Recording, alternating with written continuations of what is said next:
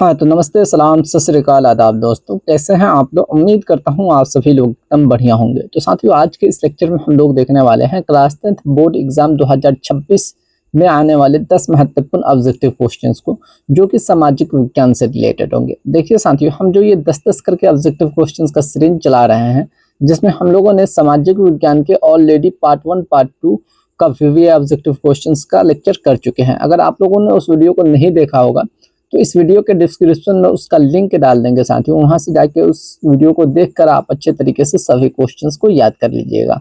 फिलहाल चलिए आज के क्वेश्चंस की तरफ चलते हैं साथियों।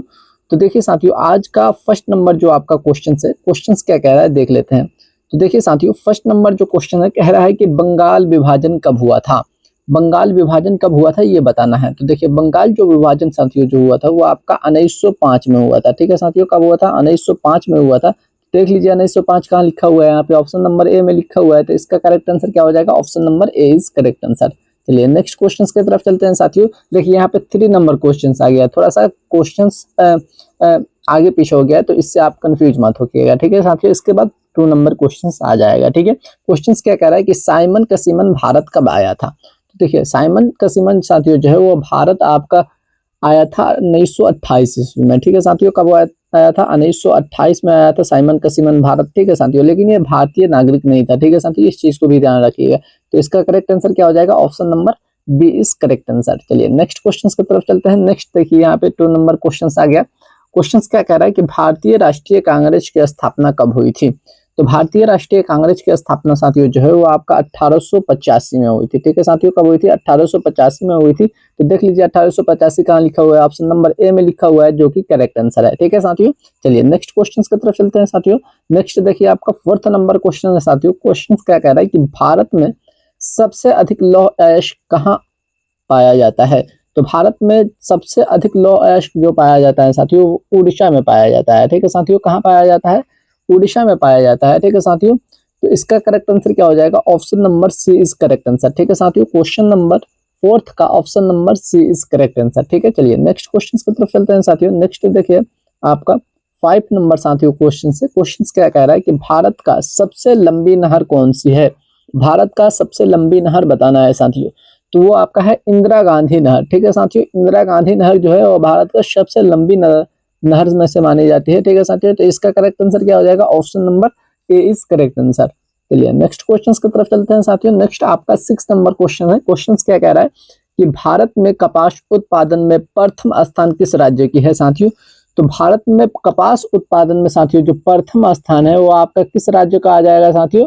वो आ जाएगा आपका उड़ीसा का, सॉरी उड़ीसा बोलना है, गुजरात का। ठीक है साथियों, गुजरात का आ जाएगा। ठीक है साथियों, जबकि इससे पहले वाले उड़ीसा होगा। ठीक है साथियों, यहाँ इससे पहले वाला क्वेश्चन क्या था? इससे पहले वाला नहीं, यहाँ पे अयस्क उत्पादन में लौह अयस्क उड़ीसा था। ठीक है साथियों, इसका करेक्ट आंसर क्या हो जाएगा? गुजरात। ठीक है साथियों, जो कपास सबसे ज्यादा उत्पादन करता है गुजरात करता है। ठीक है साथियों, तो इसका करेक्ट आंसर क्या हो जाएगा? ऑप्शन नंबर बी हो जाएगा। ठीक है साथियों, चलिए नेक्स्ट क्वेश्चन की तरफ चलते हैं। नेक्स्ट देखिए आपका 8 नंबर साथियों क्वेश्चन से। क्वेश्चन क्या कह रहा है? देखिए साथियों, हम आपको ऑप्शन इसलिए नहीं ले रहे हैं क्योंकि कम समय है, इसलिए हम केवल जो करेक्ट आंसर है वही बता दे रहे हैं। ठीक है साथियों, तो इसका करेक्ट आंसर क्या हो जाएगा? देख लीजिए क्वेश्चन पहले क्या कह रहा है कि पंचायती राज प्रणाली की शुरुआत कब हुई थी।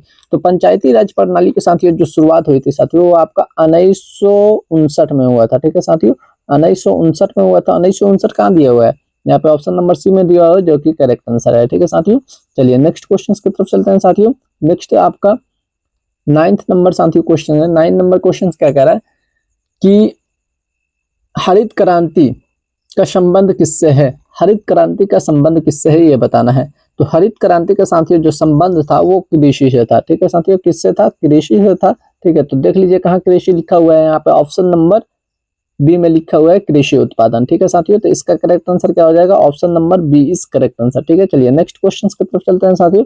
नेक्स्ट देखिए आपका 10 नंबर साथियों क्वेश्चन से। क्वेश्चन क्या कह रहा है कि मनरेगा किससे संबंधित है।